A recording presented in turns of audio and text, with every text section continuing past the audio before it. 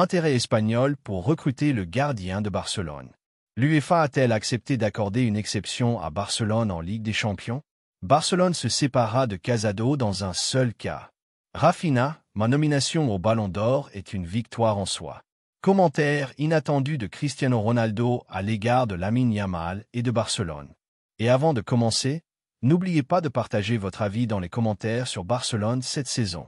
Et si vous êtes un supporter du FC Barcelone, n'oubliez pas de vous abonner à la chaîne, de mettre un like et de suivre notre page. Intérêt espagnol pour recruter le gardien de Barcelone.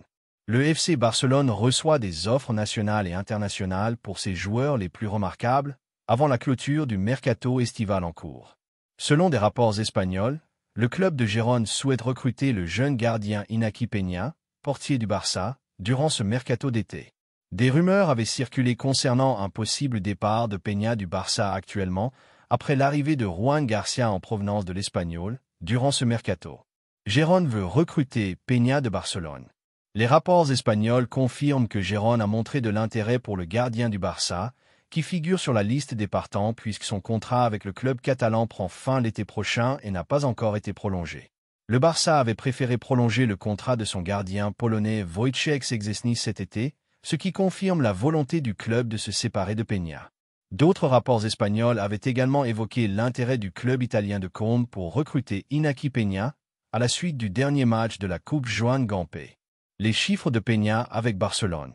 Le gardien espagnol de 26 ans, dont la valeur marchande est estimée à 8 millions d'euros, a disputé 45 matchs avec son équipe jusqu'à présent, encaissant 64 buts et gardant sa cage inviolée à 11 reprises. L'UEFA a-t-elle accepté d'accorder une exception à Barcelone en Ligue des Champions? Le stade de Barcelone suscite beaucoup de débats cette saison, d'autant plus que le club catalan n'est toujours pas certain de la date de son retour pour disputer ses matchs au Spotify Camp Nou.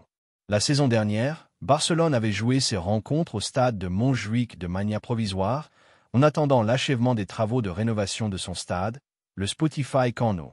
Selon Radio Catalogne, Barcelone a soumis une demande exceptionnelle à l'Union européenne de football afin de disputer son premier match de Ligue des Champions à l'extérieur. La radio catalane a indiqué que l'UEFA n'a pas répondu et ne devrait probablement pas répondre à cette requête déposée par Barcelone il y a plusieurs semaines.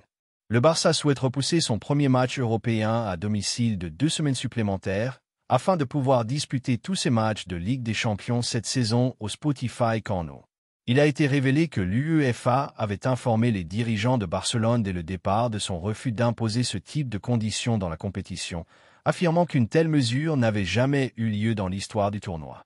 Après plusieurs semaines sans réponse officielle, Barcelone a compris que cette option était perdue et devra attendre le tirage au sort de la Ligue des Champions prévu le jeudi 28 août, pour savoir si le calendrier jouera en sa faveur. Dans le cas où l'équipe de l'entraîneur Hansi Flick débuterait la compétition à l'extérieur entre le 16 et le 18 septembre, sa première apparition européenne au Spotify Camp Nou aurait lieu soit le mardi 30 septembre, soit le mercredi 1er octobre prochain. Barcelone ne se séparera de Casado que dans un seul cas. Le quotidien Mundo Deportivo a confirmé que le FC Barcelone n'a pas l'intention de se priver de son jeune milieu de terrain Marc Casado durant ce mercato estival, sauf si le joueur demandait lui-même à quitter le club. Le journal a précisé que Casado est un pur produit de la Masia et qu'il constitue un projet important pour l'avenir, bénéficiant de la confiance de la direction et du staff technique grâce à son talent et à ses grandes qualités au milieu de terrain. Casado déterminé à poursuivre avec Barcelone. Et malgré l'intérêt de plusieurs clubs, comme West Ham et Wolverhampton en Premier League, ainsi que le Real Betis en Liga, la volonté du Barça reste claire: garder le joueur et ne pas envisager sa vente. De son côté, Casado ne songe pas actuellement à quitter le Camp Nou, car il se considère comme partie intégrante du projet du club catalan et concentre toute son énergie sur sa progression et sur une présence plus importante avec l'équipe première. Rafinha, ma nomination au Ballon d'Or est une victoire en soi. La star brésilienne Rafinha Diaz, joueur du FC Barcelone, a fixé son objectif de la saison avec le club catalan, affirmant que sa nomination au Ballon d'Or représente déjà une victoire en soi. Rafinha a joué un rôle déterminant dans la conquête du triplé domestique du Barça, Liga, Coupe du Roi et Supercoupe d'Espagne. Et les supporters blaugrana espèrent que ce niveau de performance se poursuivra. Rafinha, mon but est de progresser chaque jour. Dans des déclarations rapportées par le quotidien catalan Mundo Deportivo, Rafinha a déclaré « Être parmi les candidats pour le Ballon d'Or est déjà une victoire pour moi ». Il a ajouté « Je donnerai tout ce que j'ai, je serai meilleur que la version de moi-même d'hier ». La star brésilienne a poursuivi « Après tout ce que j'ai traversé au cours de ma carrière professionnelle, le simple fait de pouvoir assister à la cérémonie est l'une de mes plus grandes victoires dans la vie. » E.T. Rafinha conclut « Mon objectif est de progresser chaque jour. Le fait d'être nommé dans la liste me rend déjà très heureux. » Rafinha dispose évidemment d'une belle chance de remporter le Ballon d'Or cette année, aux côtés de son coéquipier Lamine Yamal, après la saison exceptionnelle qu'ils ont réalisée. Mais sans aucun doute, la star du Paris Saint-Germain Ousmane Dembélé reste le grand favori au vu de ses exploits individuels et collectifs. Un commentaire inattendu de Cristiano Ronaldo à propos de Lamine Yamal et du FC Barcelone. Dès la parution des articles de la presse catalane relatant l'éclatante performance du jeune prodige Lamine Yamal face à Majorque, le débat footballistique s'est enflammé. Mais le monde entier attendait surtout le commentaire d'une légende comme Cristiano Ronaldo. Car il ne s'agissait plus seulement d'observer l'éclosion d'un talent, mais bien d'un questionnement sur l'avenir du football. Comment la génération qui a marqué l'histoire perçoit-elle celle qui frappe aujourd'hui à la porte? Ronaldo, fort de plus de 20 ans d'expérience dans les plus grands stades, habitué aux louanges comme aux doutes, aux triomphes comme aux échecs, n'a pas tenu un discours classique fait de compliments banals.